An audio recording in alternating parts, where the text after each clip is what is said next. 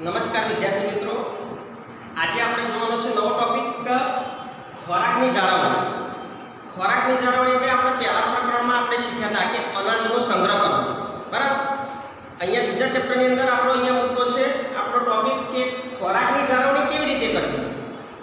તો વિદ્યાર્થી મિત્રો, તમને યાદ હશે કે આપણા ઘરે જે ખોરાક આપણે બનાવીએ છીએ, આપણે જે ભોજન ઘરે બનાવીએ છીએ એ ભોજન આપણે જો ખુલ્લો મૂકી રાખીએ, ખોરાક આપણા ઘરે જે ખાદ્ય પદાર્થ બનાવેલો છે તો જો ખુલ્લો રહેશે, દાખલા તરીકે બ્રેડ કે રોટલી કે રોટલો એવો આપણે ખાદ્ય પદાર્થ જે ઘરે બનાવેલો છે જો ખુલ્લો પડી રહેશે તો એના ઉપર બેક્ટેરિયા ફૂગ આક્રમણ કરશે અને એ જે આપણા ઘરે બનાવેલો જે ખોરાક છે એ ખાદ્ય પદાર્થ એ દૂષિત થઈ જશે. વિદ્યાર્થી મિત્રો, એટલે એ પ્રક્રિયાથી આપણને અહીંયા ઉપાય શોધવાનો છે કે આવી રીતે રોગકારક સૂક્ષ્મજીવોથી બચવા માટે આપણે આપણા ખોરાકને બચાવવા માટે, આપણા ખાદ્ય પદાર્થને બચાવવા માટે આપણે શું કરી શકીએ, એની જાળવણી કેવી રીતે કરી શકીએ. પછી આપણો જો ખોરાક જો બગડી જશે તો એમાંથી વાસ, ખરાબ વાસ આવશે, એનો સ્વાદ પણ બગડી જાય છે. ખોરાક દૂષિત ખાવાથી એમાંથી વાસ આવે છે, એનો સ્વાદ પણ બગડી જાય છે અને ઘણી વખત એના રંગ રૂપમાં પણ પરિવર્તન જોવા મળે છે. તો વિદ્યાર્થી મિત્રો, આપણે જોવાનું છે અહીંયા કે આપણે ખોરાકની જાળવણી કેવી રીતે કરવી.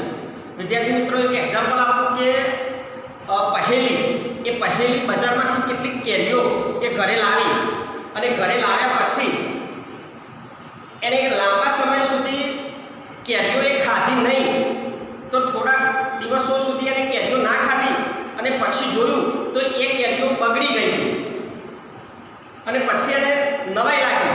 એ જાણતી હતી કે ઘણા લાંબા સમય સુધી એને ઘણા દિવસો સુધી એ કેરીઓ ના ખાધી તો બગડી ગઈ અને પછી એને વિચાર આવ્યો કે મારી દાદી કાચી કેરીનું જે અથાણું બનાવે છે એ અથાણું તો લાંબા સમય સુધી બગડતું જ નથી, તો એ કેવી રીતે. તો એને નવાઈ લાગી કે જ્યારે કેરીઓ થોડાક દિવસ લાવી, થોડાક દિવસ ના ખાધી અને પડી મૂકી તો એ બગડી ગઈ અને મારી દાદી જે કેરીનું અથાણું બનાવે છે એ તો ઘણા બધા લાંબા દિવસો સુધી એ તો બગડતું જ નથી, તો આ કેવી રીતે નથી બગડતું.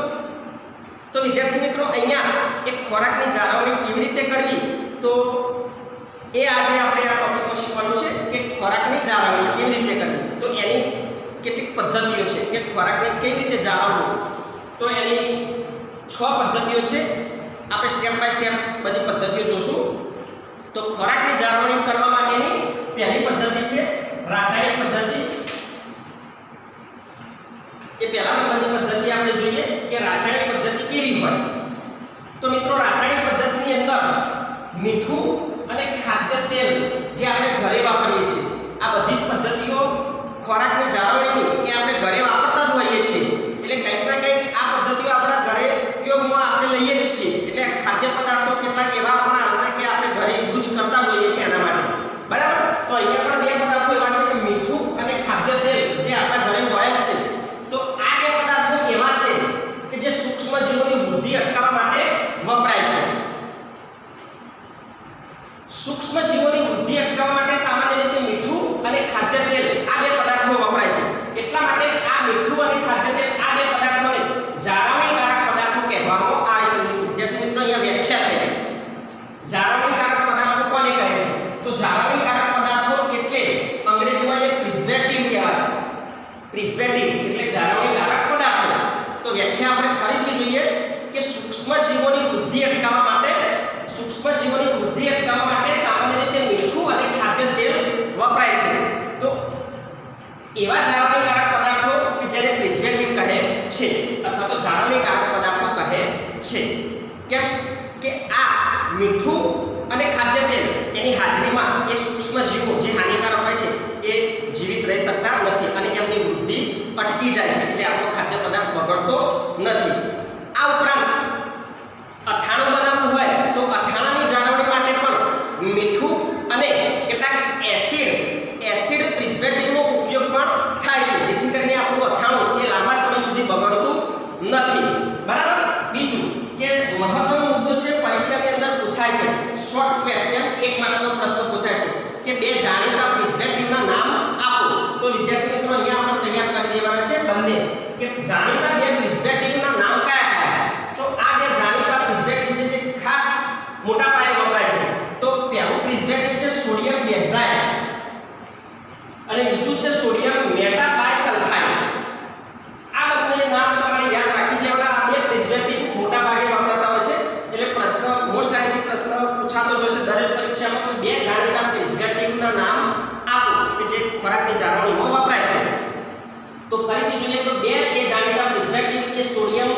બેન્ઝાઇડ અને બીજું સોડિયમ મેટાબાયસલ્ફાઇડ.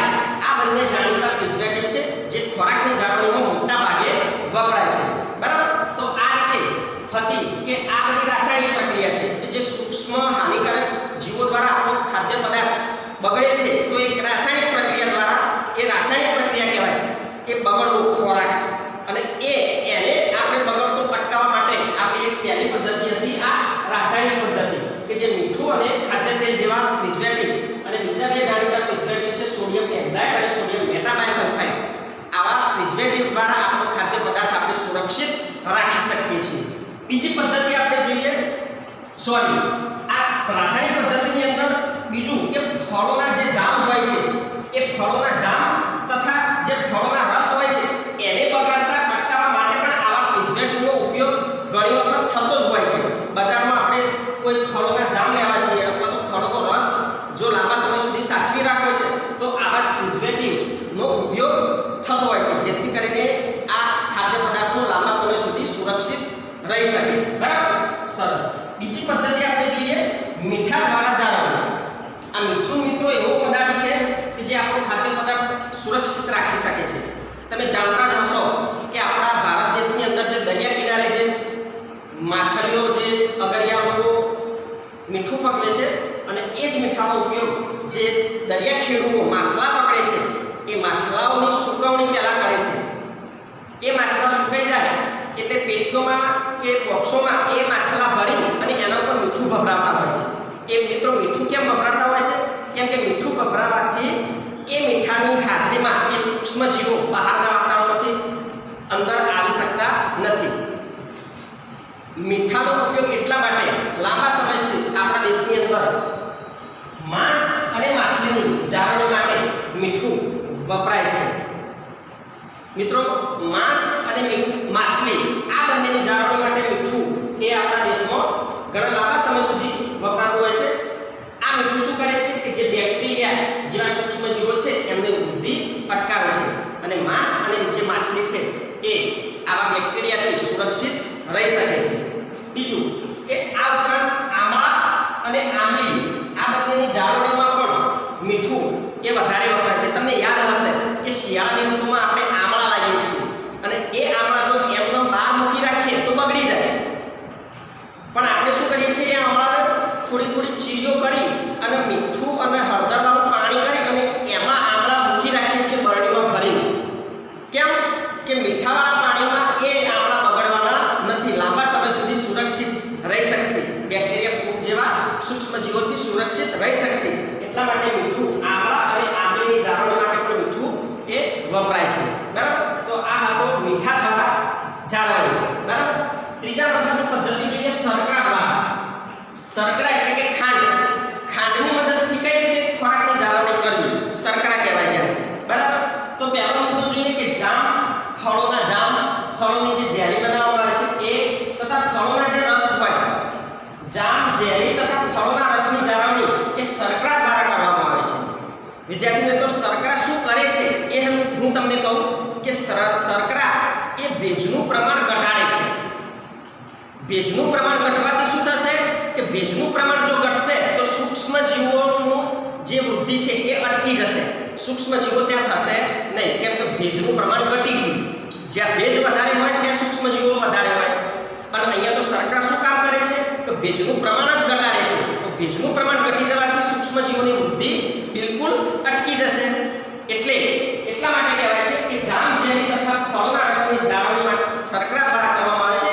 શર્કરા એ ભેજનું પ્રમાણ ઘટાડે છે એટલે કે જે ખોરાકને દૂષિત કરનારા બેક્ટેરિયાની વૃદ્ધિ ઉપર નિયંત્રિત કરે છે. એટલે ભેજ ઘટી જશે એટલે ઓટોમેટિક એ બેક્ટેરિયા જેવા સૂક્ષ્મ જીવોની વૃદ્ધિ પણ અટકી જશે અને આપણો ખાદ્ય જે પદાર્થ છે એ સુરક્ષિત રહી શકશે. તો આ હતી આપણી ત્રીજી પદ્ધતિ શર્કરા દ્વારા ખોરાકની જાળવણી. હવે આપણે ચોથા નંબરની પદ્ધતિ જોઈએ તેલ તેમજ વિનેગર. વિદ્યાર્થી મિત્રો વિનેગર શબ્દ તમે સાંભળ્યો છે. આપણે આગળના ધોરણમાં વિનેગર આવતું હતું એસિડ બેઝના પ્રકરણમાં. તો આ વિનેગર એ એક એસિડિક પદાર્થ છે. બરાબર. એસિડિક પદાર્થ છે આ વિનેગર. તો તેલ અને વિનેગર એવા બે પદાર્થો છે કે જે અથાણાને બગડતા અટકાવે છે. અથાણું બનાવવું હોય તો અથાણાને બનાવવામાં આપણે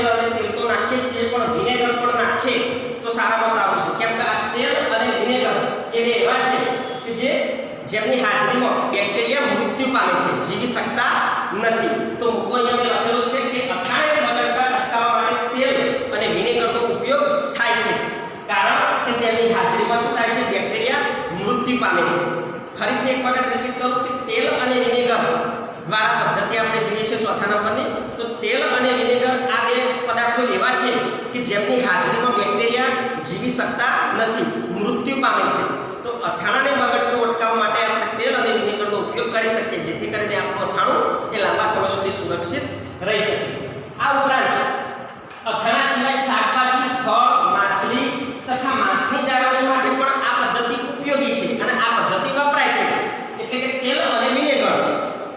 તો આ તેલ અને વિનેગર દ્વારા અથાણું તો ખરું, એ સિવાય શાકભાજી, ફળ, માછલી, માંસ આ બધું પણ આવા ખાદ્ય પદાર્થો પણ તમે સુરક્ષિત લાંબા સમય સુધી રાખી શકો છો આ જ પદ્ધતિ દ્વારા. બરાબર. આગળની પદ્ધતિ આપણે પાંચમા નંબરની પદ્ધતિ જોઈએ, ગરમી તેમજ ઠંડીથી સારવાર. વિદ્યાર્થી મિત્રો, આ એક બહુ જરૂરી પદ્ધતિ છે અને મોસ્ટ આઈએમપી પદ્ધતિ છે આ.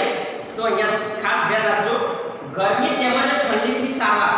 આપણે ગરમી અને ઠંડીથી ખાદ્ય પદાર્થને કઈ રીતે સુરક્ષિત રાખી શકીએ એની વાત કરી છે. તો આપણે પહેલા થોડી ચર્ચા કરી નાખું. પહેલા વાત કરીએ ઠંડીની. તમે અનુભવ્યું હશે ઘરે કે આપણી મમ્મી દૂધ હોય તો દૂધ ક્યાં બહાર ખુલ્લામાં મૂકી રાખે છે કે ફ્રીજમાં મૂકી રાખે છે?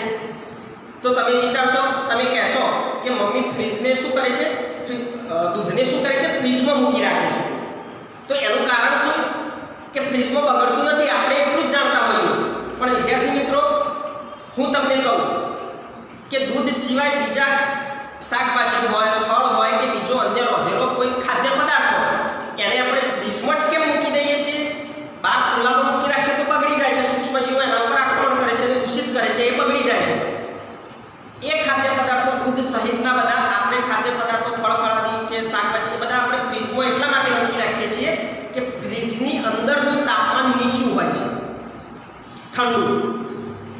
અને ઠંડા તાપમાનમાં એટલે કે નીચા તાપમાનમાં બેક્ટેરિયા સહિતના સૂક્ષ્મ રોગકારક સૂક્ષ્મજીવો એ એમની વૃદ્ધિ અટકી જાય છે, જીવી શકતા નથી.